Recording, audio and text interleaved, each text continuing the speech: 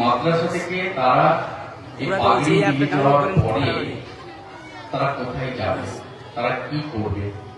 কারণ তাদের পরিবার আছে, পরিবারের প্রতি তাদের দায়িত্ব আছে, বাবা মারা তাদের জন্য অপেক্ষা করছে, সমাজ কিছু চাইছে, প্রতিবেশীরা চাইছে, সবাই তার কাছ থেকে এতদিন এক্সপেকটেশন করেনি, তার থেকে কিছু চায়নি। কারণ সে পড়াশোনা করেছিল, সে ছাত্র ছিল, তাকে দিয়েছে, মন ভরে দিয়েছে, যার যেরকম দেওয়ার সাধ্য মতো তাকে দিয়েছে, ভালোবাসা দিয়েছে, কেউ অর্থ দিয়েছে। অনেকেই আপনারা তাকে খাওয়া দাওয়া করে বড় করেছে, আর্থিকভাবে সহযোগিতা করেছে।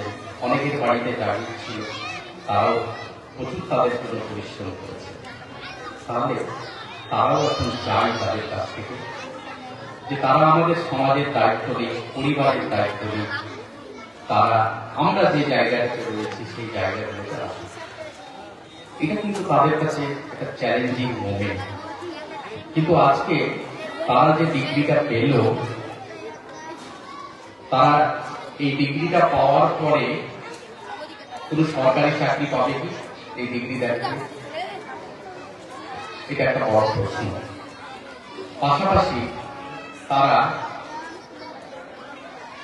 এই শিক্ষার ভিত্তি, শিক্ষার উপর নির্ভর করে আমাদের যে পরিবেশ পরিস্থিতি, আমাদের দেশের মধ্যে তারা কি কি কর্ম পেতে পারে, কি কি কাজ পেতে পারে। কারণ আজকে যা বাজার, আজকের যা পরিস্থিতি, আজকের যা ভারতবর্ষ, তাদের পরিবার পরিজন চালানোর জন্য তারা কতটুকু স্বাবলম্বী হতে পারবে। আমি একটা কথা প্রথমেই বলেছিলাম যে শিক্ষা মানুষকে সুন্দর করে, শিক্ষা মানুষকে অন্ধকার থেকে আলোর দিকে নিয়ে আসে। তাহলে আমরা যদি শিক্ষা গ্রহণ করার পরে একটা পরিবার বা নিজের যদি মঙ্গল সাধন প্রথমেই না করতে পারি, তাহলে সেই শিক্ষা আমাদের কাছে বোঝা হয়ে দাঁড়ায়।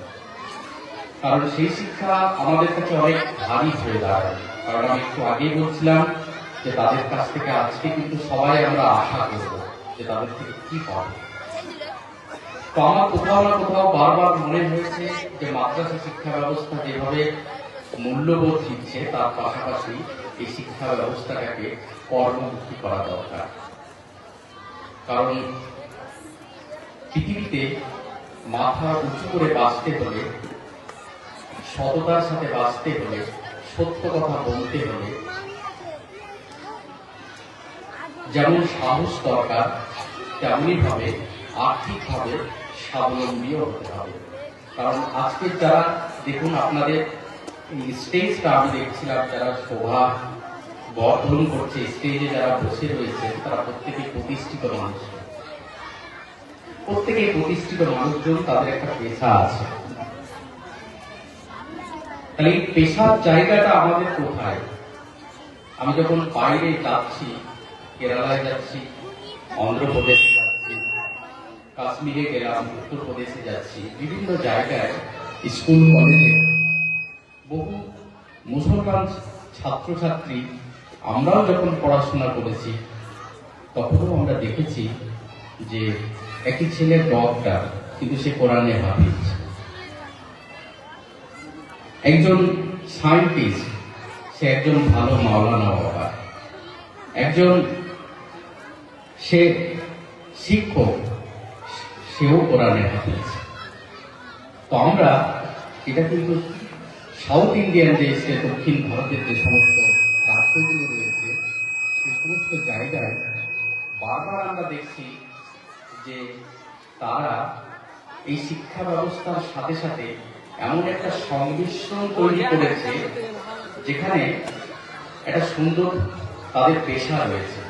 কিন্তু আমরা আজকে যে শিশুদের পড়াচ্ছি, তাদের কোনো ভবিষ্যৎ পরিকল্পনা আমাদের কাছে নেই। তারা এখান থেকে পড়াশোনার পর কি করবে?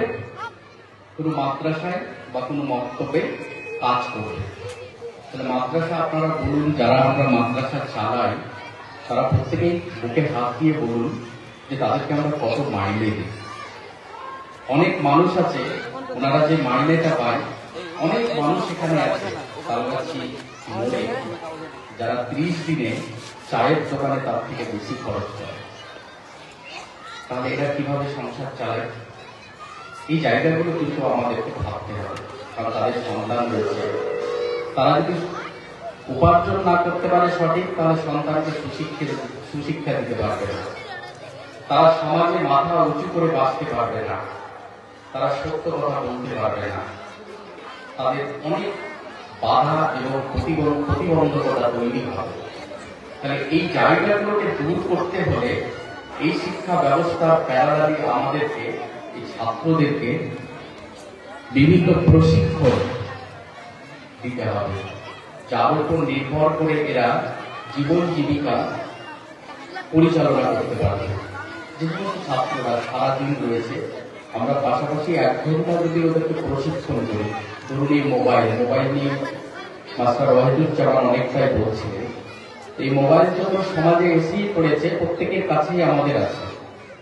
তাহলে আমরা যদি প্রত্যেক ব্যাচ থেকে 10 জন 15 জন করে মোবাইল মেকানিক্স তৈরি করতে পারি, সফটওয়্যার ডেভেলপার তৈরি করতে পারি, বিভিন্ন টেকনিশিয়ান যদি তৈরি করতে পারি, ছোট ছোট, আপনারা দেখবেন আধার কার্ডের যারা সংশোধন করে তারা খুব বেশি পড়াশোনা নয়, এইচএস পাস, মাধ্যমিক পাস, আর তার জন্য বেশি পড়াশোনাও লাগে না। আমরা যদি এই মাদ্রাসার ছেলে মেয়েদেরকে কম্পিউটার প্রশিক্ষণ দিই, টাইপিং শিখাই, এক্সেল শিখাই এবং ইন্টারনেট সার্ফিং করে ডিফারেন্ট ওয়েবসাইট থেকে কিভাবে ফর্ম ফিল আপ করতে হয়, কিভাবে আধার